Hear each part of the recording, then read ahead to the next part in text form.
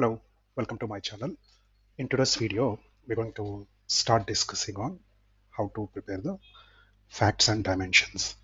So basically, we take one raw data and then start building the facts and dimensions. And while I'm doing that, I'll tell you my view, why I'm creating that certain dimension, why I'm creating the foreign keys and primary keys, and why that relationship works.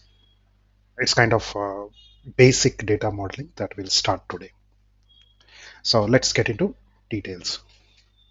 Here, I prepared one sample data. Let me execute this sample data. And this data is completely I prepared manually by with help of the excuse me AdventureWorks. So some data I captured from the AdventureWorks and some data I manually prepared it. For now, so I created the data for only 3 days. And you can see here it's only 84 rows that I created. By using this data, so we'll build the facts and dimensions. In the normal typical world, so usually our client reports or business reports will be in this format. So they will be in the Excel where they're connected to the different sources and fetch the data. So now let's say the typical example, if the customer given to you one of his report and then he want to take that data and create a facts and dimension. So when you created the facts and dimension, you will start like storing a lot of data into your data warehouse. That's the main purpose. But creating the good data model or data warehouse, it's not straightforward. So we need to have a lot of discussions with our subject matter expert, which is SME, who take care and who understand their company data. So based on their feedback and all these facts and dimensions will keep on changing. It's like typically if you're an IT person where you own the solution, but the SME from the business side, they own the data. So they know how their data plays better than us, but we know how the technical tools will help them to address their business use cases. That's about the design, data model design, and how we start. But again, so data model design is not easy task. You need to do a lot of talks and a lot of understanding how the business will report the data and which is the data will change frequently, which is the data is not going to change frequently. All those details you have, then you can start your designing. Okay, but in our scenario, this simple report. Okay, and then I fetch this data from the retailer sales domain. And here you can see here, I'll have a simple, we will not complicate our data model too much. We'll take one time dimension, one product dimension, and one seller uh, customer information, and then one seller geo information, and then buyer, and then buyer country. Then we'll have the measures.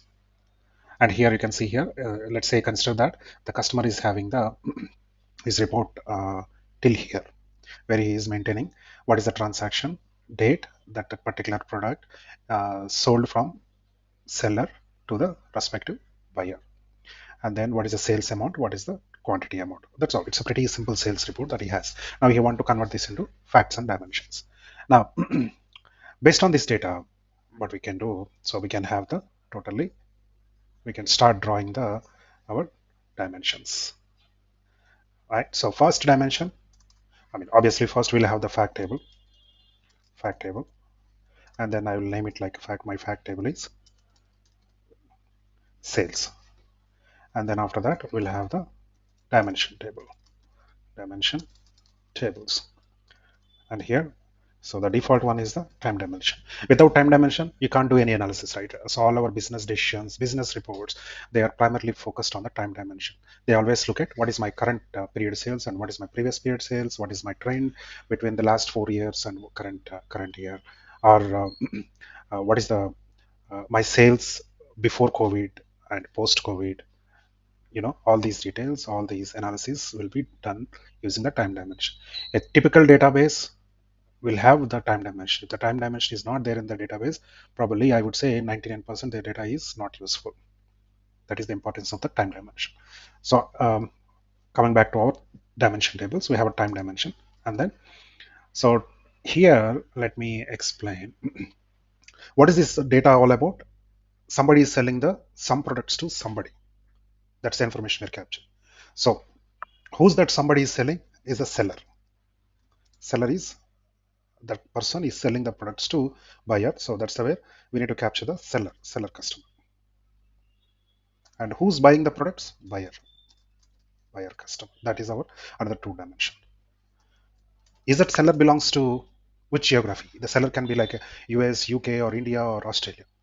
Right? Sometimes the seller sits in US and they sell the products in India. Right? So that's the reason we have a separate seller geo.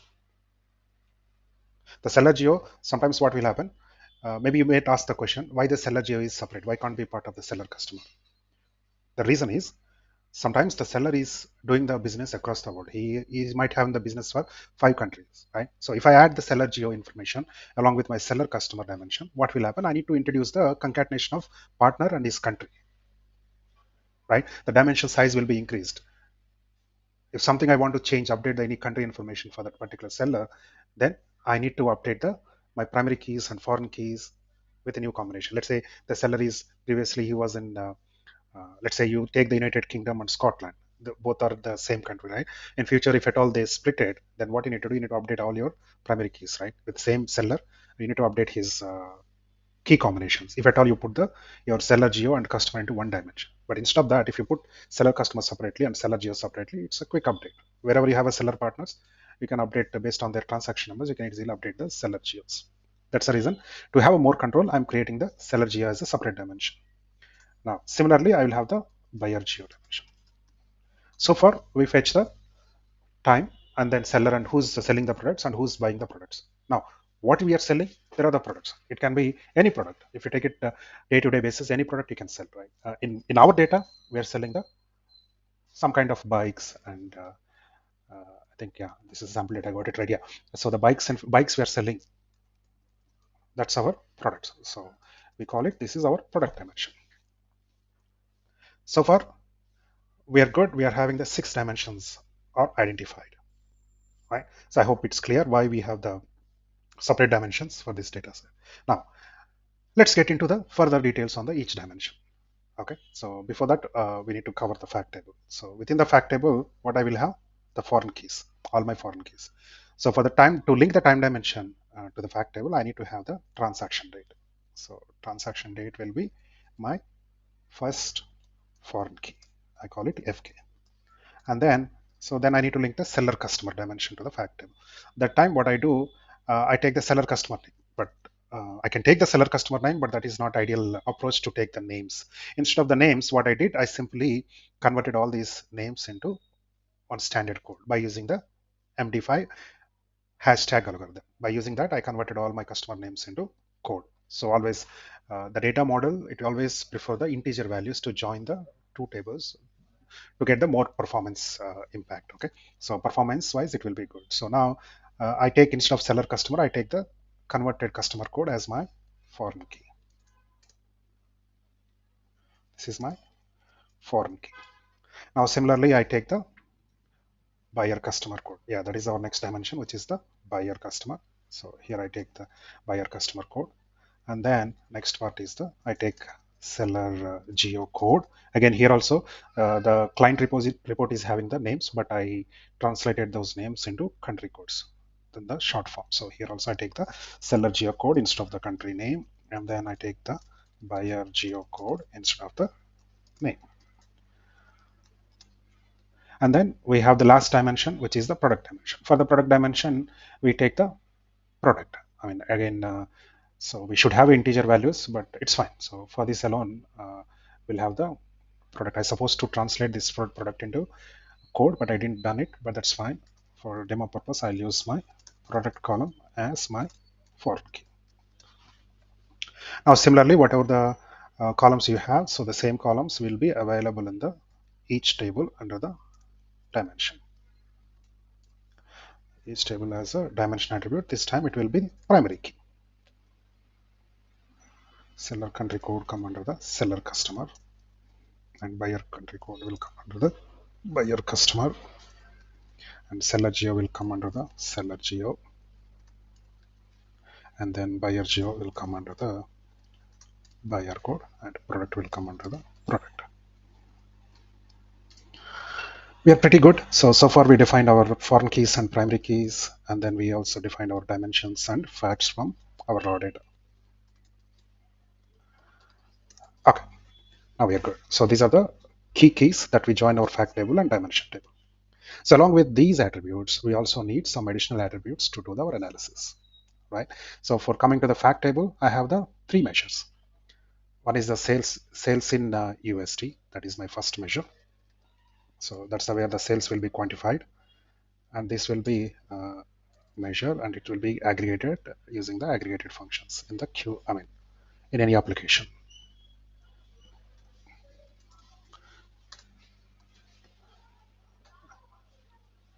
Okay, so now I added the three measures. Let me go through these three measures. What it will do: sales in net USD. Net USD is nothing but that's actual cost of the product, and sales in NDP. NDP USD is nothing but net dealer price. Sometimes uh, the dealer can sell his product to the different price by having some margin, right? So whatever he get the net USD, let's say he got the product with $100, but he needs some margin, right? So instead of $100, the distributor or dealer will sell that product to $120. So the $20 will be his margin. So whatever he sell, that extra sales value will be captured under the NDP USD, and then sales in ASP USD. ASP USD is nothing but average selling price. So they take average between the net USD. Okay, what is the average? Not a net USD, so they take the NDP USD because each dealer will sell his products in different cost, right? So that's the reason they take the average selling of that product and have it. And similarly, we have another two measures called base quantity. What is the base quantity of that product, and what is the prod quantity? Okay, so prod quantity and base quantity can be different. Base quantity is nothing but it's kind of single product, and prod quantity is nothing but sometimes let's say you purchase the laptop. Along with laptop, they will give a free of mouse, right? And those scenarios, it will be the prod quantity will be two because the laptop and mouse, that will consider as a two, but base quantity will be the one, that's a laptop, right? So all these numbers, whatever you see in here, all these are meaningless. I randomly populated these values by using some formulas. Okay, don't pay attention on this data quality. Okay, so that's about fact table. So we created the fact table, and also in addition to that, I want to maintain the timestamp. Data load timestamp. This is the best practice because the data load timestamp will tell you when that particular record is pushed to the fact table. Okay, and not only here, we're going to add all these timestamps to the all individual dimensions. So we're good. What we're going to prepare on the fact table. So the fact table is ready, the structure of the fact table. And now we're coming to the time dimension. Time dimension, in my report, I have only transaction date. But along with the transaction date, I want to populate the calendar month, calendar year month, and I want to populate the calendar year quarter. And then I want to populate the calendar year, half year, or semester, calendar year. Along with that, this is my calendar year, right? Along with that, I want to populate my physical year. Same fields, I want extra populate the physical years. So here what I do, I'll change to FY. So FY is nothing but physical year, CY is nothing but calendar year. So this is the structure of my time dimension. Here also I'll maintain one data load timestamp. Okay, so far we are good. Time dimension is ready. Maybe you might ask, how do you populate these columns, right? So I already populated the time dimension from the cube. So this, I mean, to know how we populated the time dimension from the cube, you can go to my previous video to see how we are populating the time dimension, or you can click on the card that is mentioned in the top right side so that you can go to this particular video and you can try to go through it, how this time dimension get generated from the cube to database. Now move on. So now we're going to create the seller customer. Under the seller customer, I have the seller customer code that we stored as a primary key.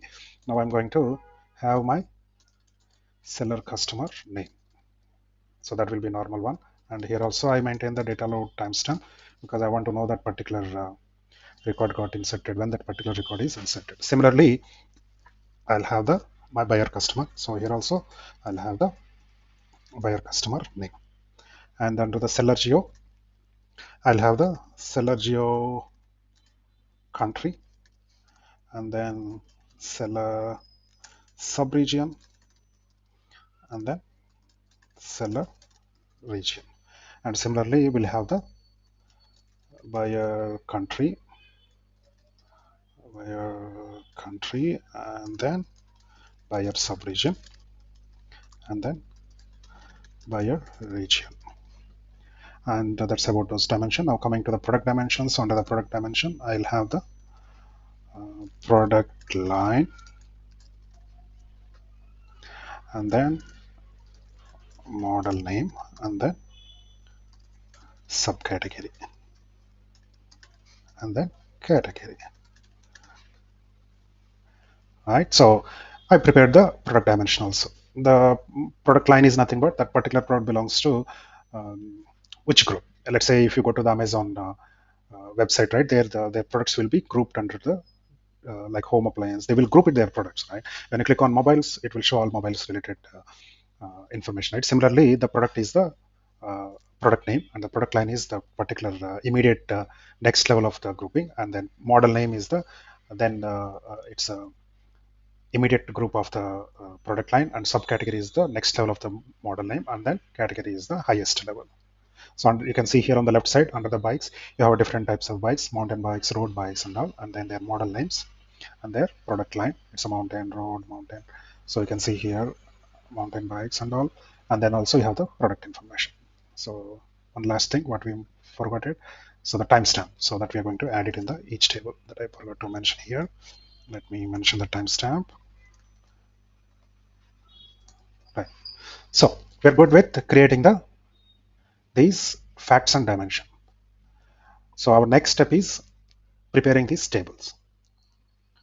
Right. Let me start preparing the fact table first because the structure and everything is existed, right? So I'll quickly go to here on the left side, and I'll try to prepare the fact table first as much as possible. I'll keep these columns. Really, I like this view, keeping the two query windows on the side by side, right? It will increase your productivity very lot. Now let me create the fact table first. Don't worry, I'll post this create statement and this data into my GitHub location, stating that under facts and dimension, project one and facts and dimension. That's the name I'm going to create it. And then I'll share my GitHub location in my description of the video. Okay, right. So let me create the fact table. So create table fact underscore sales. Under here, I'll take all these columns as is.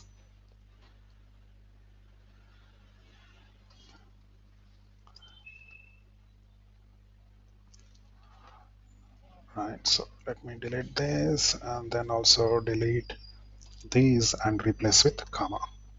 Now I need to define the data type. So here I want to go with the date, and then so probably I'll try to avoid the spaces between my column names. That is the best practice. So I'll remove the column name space between the column names.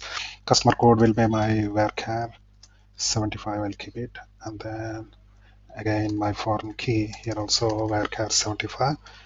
Normally how I do the data type and the length.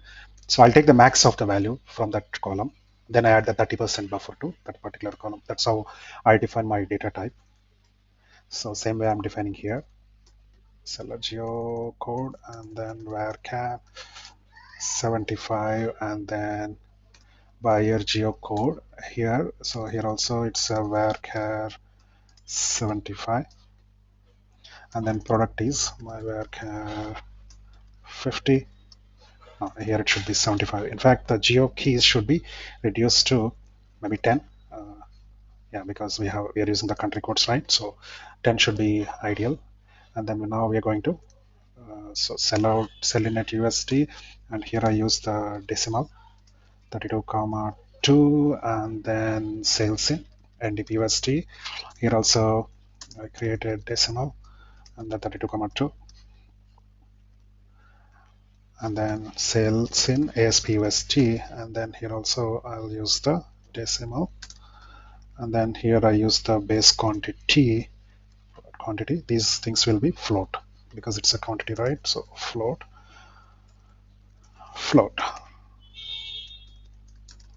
Right. So timestamp again. I want to take the date time because it's a timestamp. That's it. My fact table is ready. Now let's go on to create the dimensions. Let me create the dimensions.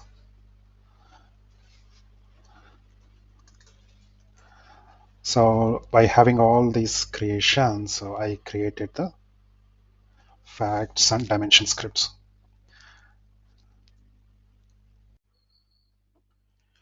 Right, so now our fact tables and dimension tables create statements are ready. You can see here all I created actually, so from for everything, so even including the data insertion. Right, so first statement will start executing for the fact table. So fact table structure I'm creating and inserting the records into the my fact table from my raw sales table. So that is our source data, right? So from this raw sales table I push the data to fact table. And then next one is dimension table, the time dimension table. So time dimension table I inserted from the time. There is a dimension table, right? So it is already created previously, so you can see quickly structure. So this is the time dimension that I created from the cube. And then so here I execute this statement so that it will create a time dimension. So all time dimension related information got inserted. And then moving on, so seller customer dimension created and inserted the records. So for dimensions alone, we take the distinct values. That's the reason we don't see the 84 rows. Instead of that, we see the 14 distinct values. And then similar case for the buyer, where I took the buyer distinct buyer customer information. And then now here also I created the seller geo. Now seller geo, I populated the country code and country name from the raw table. And additionally, the sub-region and region, I customized. I prepared my own statements and start populated. That's the reason 6 country codes are there. Similar for the buyer geo. For buyer geo, we are good. So we inserted 5 rows because buyer geo, we don't have any record for the Germany. That's the reason you see the 5 rows. Now I'm executing the products. So products is 10 rows created. Now all tables, dimension tables are created and the respective data is published. Now let me refresh on here. So bingo. So your fact table data and dimension table data is ready. Now let's query quickly all the tables, see whether we're getting the data. So first we start with the fact table. Here we get the detailed information. You can see here the fact table is populated with all the necessary attributes. Similarly, for the dimensions,